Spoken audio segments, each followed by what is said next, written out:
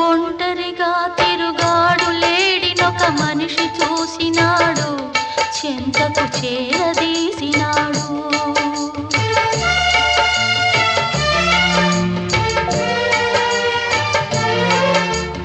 అభమో శుభమో తెలియని లేడి అతనిని నమ్మింది, తన హృదయం పరిచింది.